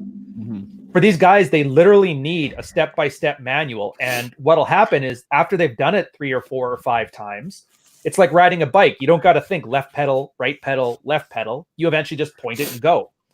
And for those guys, this is the advice I give them. Like, yes, you got to get your physical stuff in shape, move out of your parents' place, that stuff. But there's people that are better than me at that. My job is to tell you, like, you don't know what you're doing. So here is the most bare bones idea of how these things usually go. And then you're going to fit your life within these little systems. And if the system doesn't work, maybe it's your fault. If it's this case, then here's A, B, and C things you need to work on. Fix your hygiene, fix your diet, whatever. Maybe it's not your fault. Maybe it is because the girl had a boyfriend, or she just doesn't like you, or she was on her period that day. So you get guys to understand that sometimes it's out of your control, and then sometimes it's in your control. So we're going to handle what you can control, and then things will just happen. But you're right. There's like a year's worth of work between here and there. Right. And most people just happen to do it when they're teenagers, so they can learn from experience. Yeah. You just don't get that luxury. Go ahead. Sorry, just to add to that, yeah, Ryan's absolutely right. There is without a doubt there is a system. I mean, a system. There is a process that most of these successful interactions go by. Now, it's not the same every time. It's not a series of lines. There's not, you say A, B, C, and D, and then sex comes out the other end. It's not like that. But there are definitely principles that can be taught and it can be passed on. And I think that's what you can do, regardless of, even in the direst of cases, you can still pass that information on. But there are mitigating circumstances, like Ryan said. There will be, and nobody's going to win every time. And guys also need to manage their expectations around that as well. 100%. Chris, I'm not really sure what you mean by this one. He says, Rollo, please comment on the, I don't think you mean peaking. I think you mean pecking order for women to find a mate. If you can clarify that for me, I'd be happy to talk about that. Is he talking about the Pareto principle that 20% of Chads are getting all the tail, which is the worst No. Like, why? We've talked about that before too. And I'll just, hopefully that's it. But I was just going to say is that, no, that's not how it works. Okay. Yeah. Are 80% of guys like beta? Yeah. I would say probably even a little bit more than that. So there's an 80-20, there's an 80-20 rule with respect to like the guys who women want to have sex with versus the ones that they don't want to have sex with. And I told you this on your show, Ryan, I said, no, actually 100% of women want to have sex with the top 20% of guys. That's how it really works out. Percentage of guys they have access to. That's as to whether they can get that is a whole different story. But I wanted to also bring this out here too is because I think Rich brought this up too, is you see these guys and I worry about guys like this because I think Ryan, you and I know Athol K from Married Man Sex Life, and we know we know what happened to that guy. And so here's the thing is because the barrier to entry into success porn or get laid porn or whatever it is that whatever your particular fantasy is, because it's so low right now, people are quitting their day jobs. That's what Athol K did. He was a nurse and he decided he wanted to do full time with his coaching and his forums, and everything went to hell for him. And now he's kind of ass out right now. And I see this happening with guys because it seems like a better deal than their day job. So you got a guy who's been working a 9-to-5 cubicle job for forever, and he goes, "Man, I really like this Manosphere thing. I think I could be a writer. I think I could actually be a player in this field." And I think you see more and more people trying to get into this. In fact, it has become such the actual idea of becoming a life coach is now marketable. So I can teach you how to be a life coach, and therefore just don't hire your wife as your assistant. You can. Again, though, guys, with the life coach thing, you always want to consider the source. I went to this conference a while ago, and there was this guy that reached out to me afterwards that was a life coach. He's one of those guys with the yellow glasses. He's in his 20s, and he's coaching people how to be like amazing and shit. And as soon as he could pull me away in the corner because he learned that I ran a debt business, he's asking me how to get rid of his 30 grand worth of credit card debt. That's nobody you want to take any kind of advice from. Before you take advice from somebody, always ask yourself, would I trade my life with them? Start there. And before you decide that you want to get involved in the Manosphere, you see the Manosphere as some sort of niche market for you too. It's like your escape. It's your escape from the daily grind. Think about this first, because what happens is you get guys like, say, Tucker Max, or you get a guy like Todd Valentine, or you get like these dudes or Roosh is another good example of this. Nobody is going to hire Roosh for a day job. He has no other. Well, have you seen him lately? He has no. Yeah, he has no. He can hold signs. He can hold those signs out in front of Metro PCS, like $40 for. I was expecting him in a nicest recruiting video. Okay, maybe Roosh isn't the best example. Tucker Max is a good example of this. The guy was very much a pickup artist. He had a reputation. He was making a lot of money off of this thing. His life course changes, and now he's got to find a way to be marketable, to make some money. He's got a baby, he's got a wife, and now suddenly what was his message? What's his value?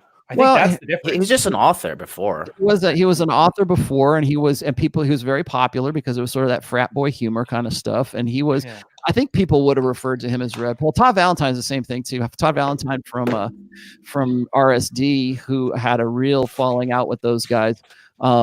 He did pretty much the same thing. He got a girlfriend, got a girl pregnant. Now I don't know if they're married or not or whatever, but he had to change his rap. It had to go from, and this is the point I'm getting at, is watch the guys who have to change their rap. So RSD, for instance, has to go and say, well, we're not about pickup artistry anymore because we don't want to be associated with that because. Well, do you see the inversion they have from regular business? It's not what can I do for my customer. It's what can my customer do for me. Yes, and so they want to. They will of course say, well, we've matured or we're branching into different areas or something like that, so they point the finger at me and say, well, Rollo, all he ever talks about is hypergamy or whatever. It's like, at least I'm fucking consistent. right? At least I am still talking about what I've been talking about for really going on 16, 18 years right imagine now. If Rich's grift. And imagine if Rich's debt business was him telling you how you guys need to sign up for my debt business so I can write off this 50 grand of debt. Well, that's him asking the customers to give him stuff. Rich isn't gonna. But see, Rich isn't gonna do this. He's not gonna go. That's because he's a normal businessman, and that's how they function. But he's not gonna go from one story and say. I don't worry that Rich is gonna say, "Hey, have you heard of the law of attraction? I've got these great Brazilian power crystals over here, and it's what I'm all about right now." Have you heard about our Lord and Savior Jesus Christ? Yeah, entrepreneurs out there. It's not Christians in cars. What he can offer. He leads with what can you do? What can I do for you? You have debt, I will solve it. That's him solving a problem. That's business 101, and I know that because if I know it, then it's got to be basic. Yeah. So what I was saying is that you watch and just like sort of just jump on what Rich was saying here is watch the guys. What they were doing before and what are they doing now? Well, what are they offering you? Yeah. What are they offering you? But like, why is it that they've decided, what is it that happened in their life? What was the catalyst for them for Tucker Max to go from being this frat boy, bad boy of the red pill, I don't even want to call him red pill, but bad boy PUA, to now advocating for a traditional marriage and all that stuff. Sorry, I'm a reformed bad boy, and now here's my book on how to go and become a good husband and a good father to your kids after all of this. That's what I think too. So everybody will always sell or preach what their deepest ego investments are. So Tucker Max is a good example. His deepest ego investment at the time when he wrote I don't know. I hope they serve beer in hell or whatever the hell it was just banging chicks. Now that he met some girl at CrossFit and knocked her up and got married to her, his biggest ego investment has changed completely to reflect that lifestyle. That's just how the world works, guys. And that's really what, we talk about here and on our different platforms and stuff is just get some clarity around the way that things really are and stop listening to the BS lies is really all that it is. Well, I mean, who is changing up their story and why are they changing? Is it better? Do they think? And I think that anybody who is seeking out like a coach, or I don't even want to call it a coach, somebody to get life advice from, whether that's girls or money or whatever, look at what those people were and look at what they are now. Did they change their story because it was more, because they actually had a change of heart?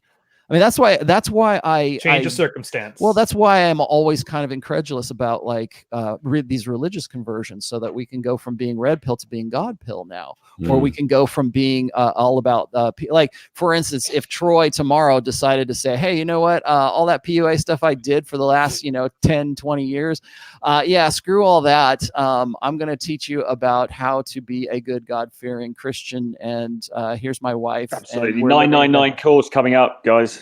Well, I think what's funny is like we will come down, like, and I've done this before, we'll come down on like ex-porn stars for like having a religious conversion right around their their epiphany phase, and we'll run them up the flagpole, but then we don't want to criticize our heroes. We don't want to say, hey, why are you doing this? Why did this? What was it about your life that facilitated that change? And that's when you can see the guys who are in it for the hustle and the guys who are in it because they genuinely want to make a difference in other people's lives. Well, that's just it. There's no value in it. Like, let's say use the Troy example again because it's fake. But if Troy switches around 100%, that's great. He found God. He wants to do that stuff. How does that help me as the customer? Like, why do I care? And I think that's why, and that's the thing. He's shifting bases, but there's no value for the customer. He's selling me. Let's just play devil's advocate for a second. Someone like, say, Roosh, who basically has made that shift. You could argue, and I'm not saying this is a route that I would go down, but you could argue that, in their younger days, guys were interested in game and getting girls and stuff. And now, if this conversion, if it's genuine, and I've got no idea, I don't know, I'm not in contact with him, but if it's genuine and that's really where he is in his life, then is it such a bad thing that he's sharing that with others? So he's going to lose a load of people, but he's also going to bring some people towards him. As I say, it's not my bag. It's not the route that I would want to go down. But just as a devil's advocate thing, if that is genuine, is that such a bad thing? Is he ready yet, though?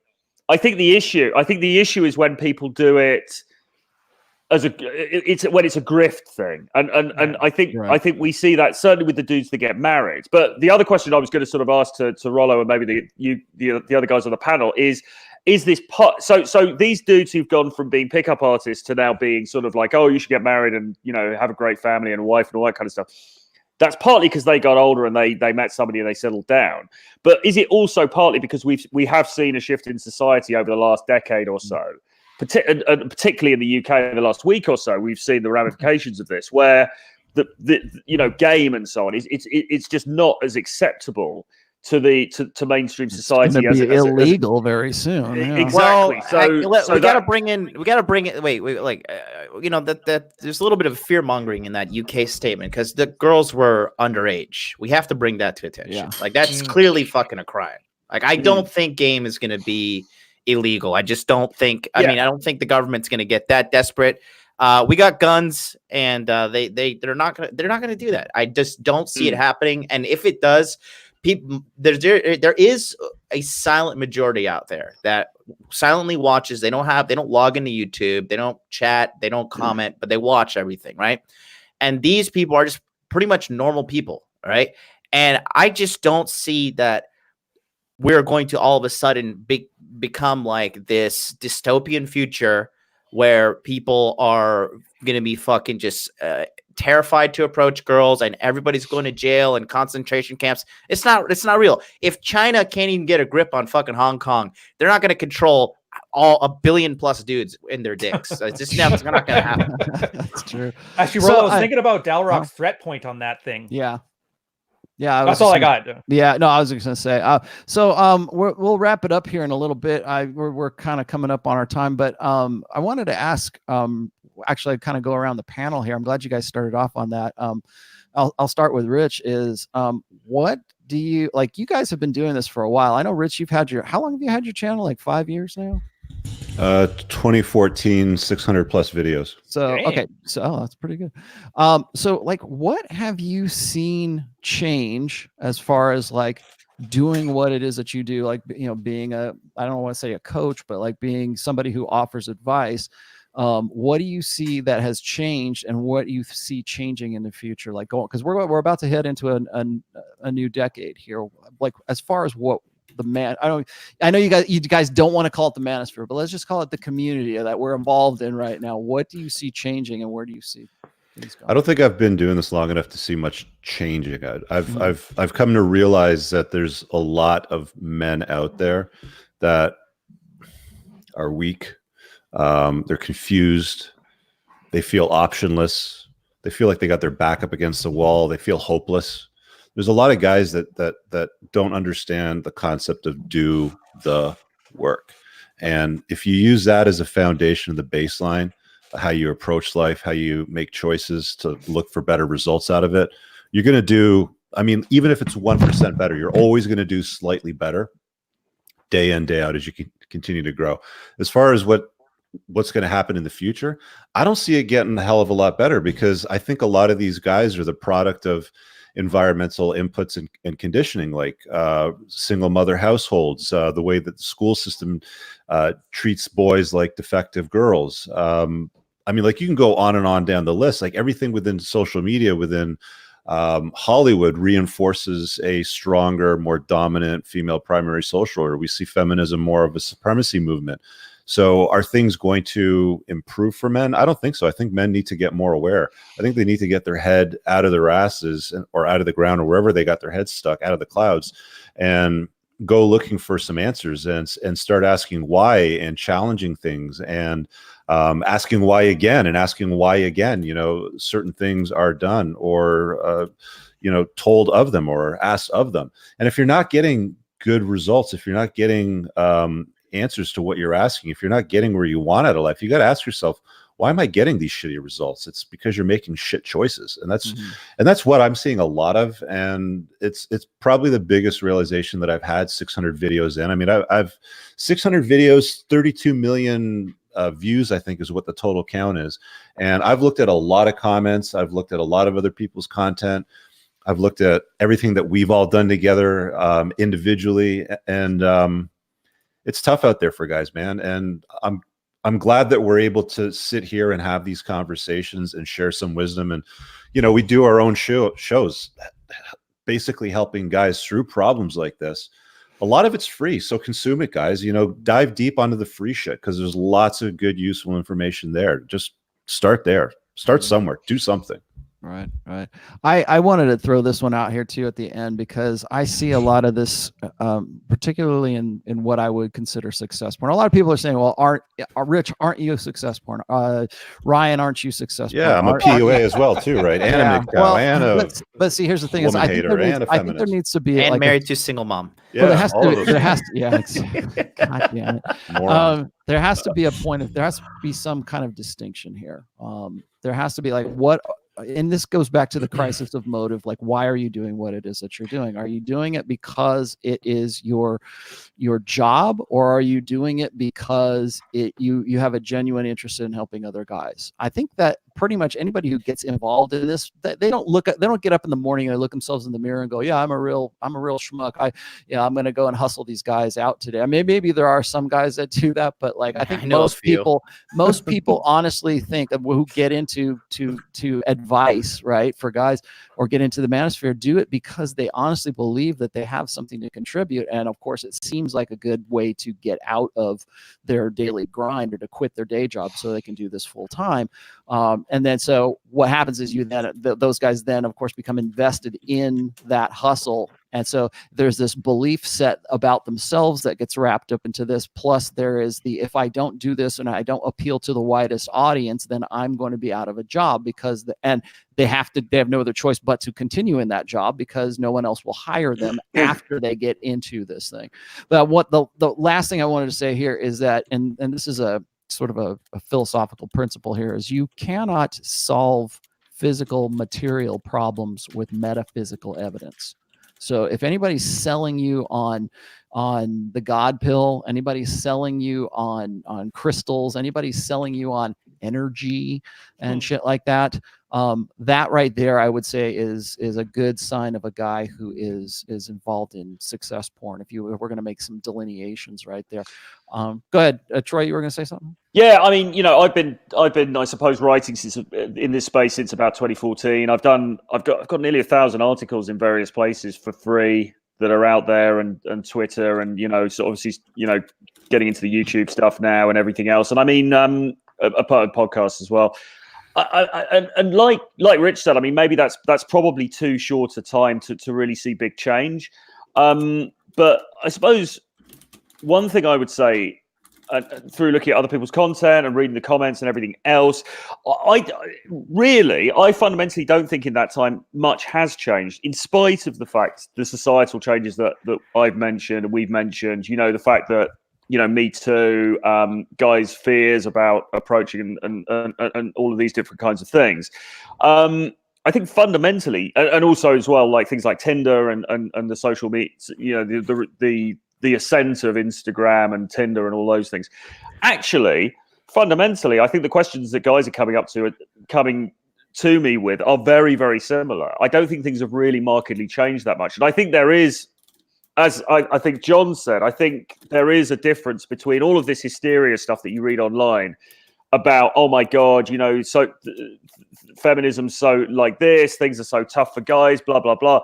I think when you're out in the street, a lot of that, I mean out on the street metaphorically, a lot of that sort of goes, people are just ordinary people getting on with their lives, and guys have the same sort of problems. It's like, how do I relate to women? How do I get the girls that I want? How do I get into the relationships I want? How do I run those relationships in a way that works for me? And I think if there is a problem, I think it's what Rich said. I think guys just don't want to do the work. They want the solutions, they don't want to do the work. But I think the ground level, I think in spite of all of the stuff that we read, in spite of all the stuff even that we've talked about, I don't think the changes have really been as marked as we would think. I mean, yeah, more people are on Tinder now. Nightclubs are probably less the place that people go out to meet each other. But beyond that, I think the fundamentals are still the same, and guys need help in the same areas.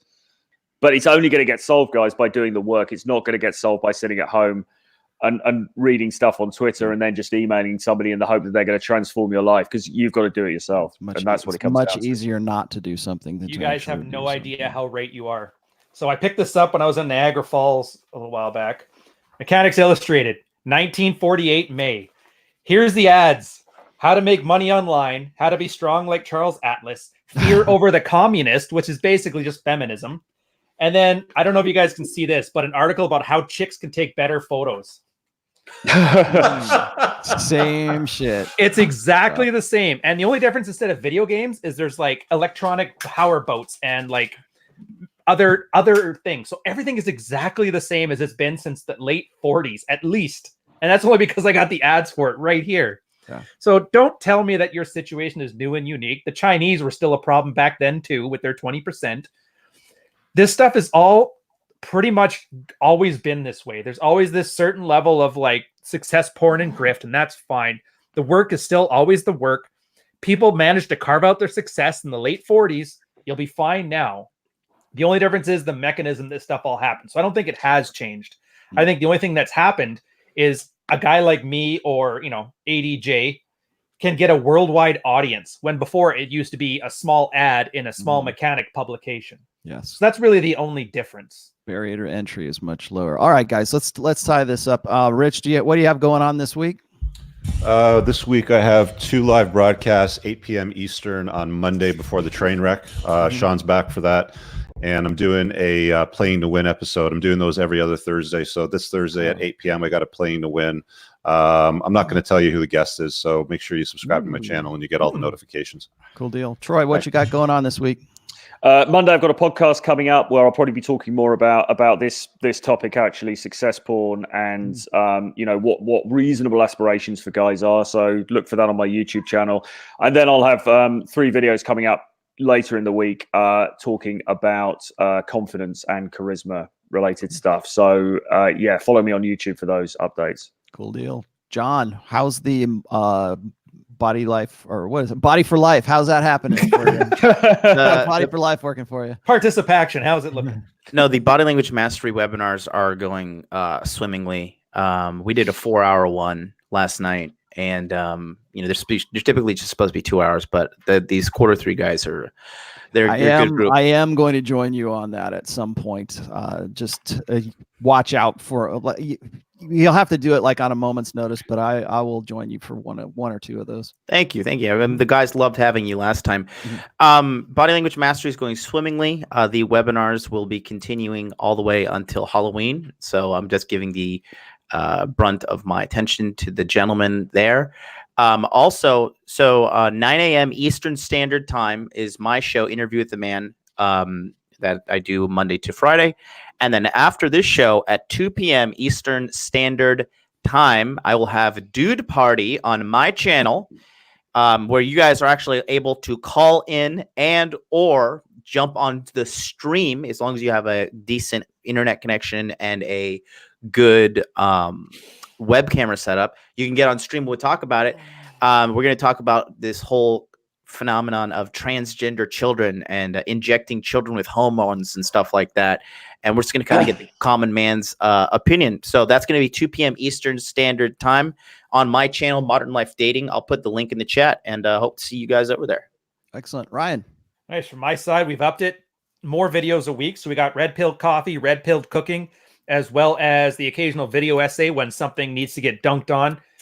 Add to that, Patreon has grown an amazing amount. We actually started up a private community, and the stuff's expanding so fast, I can't ramble on about how much stuff's gone. Just get onto Patreon. You'll have exclusive access to everything, and it all branches out from there. Excellent. Excellent. So what am I doing? I have got a show that I do regularly now. It is on Wednesdays. It's just the Rational Male. It's just me. It's Rollo Solo. And sometimes, like this last one, I had Sam Bada on with me. Sometimes I'll have a guest, but usually it's just sort of like I had such a demand for Q&As that I decided to make a full up show on it. That's kind of like whatever I feel like talking about. So if you haven't subscribed to the channel that you're actually watching right now on YouTube, please do hit that subscribe button and hit the alert button. I've decided that occasionally if I feel there's something I need to address immediately, I might do like a quick hit 30-minute video just to talk about certain things. So let's see. Oh, and tomorrow I will be doing my regular show with Pat Campbell. That is Rational Male 101. That is on at 4:30 Eastern. I will also be on next Saturday on, not today, obviously, but next Saturday on Into the Gap, which is a terrestrial radio show that is in Chicago. And I talked to these guys, Mike and Bob, and they have they let me on for an hour once a month now. We're going to do this, starting to do this regularly. Really good guys. They ask some really interesting questions. These guys are a bit older than me, and it's fun to sort of bounce ideas off these guys. So look for that in my Twitter feed. I'll give you the URL so you can check that out. As always, catch the Rule Zero crew every Saturday at 11:30 a.m. Eastern time. We'll be, I don't know whose turn it is next. I think probably it's John's turn next. So we'll be look for John's channel for next week's show. And this has been really good, guys. Thanks for joining up. And, hey, it's been a blast. All right, guys. All right, see you guys later. Have a good weekend. All right, brothers. See you later. Yep.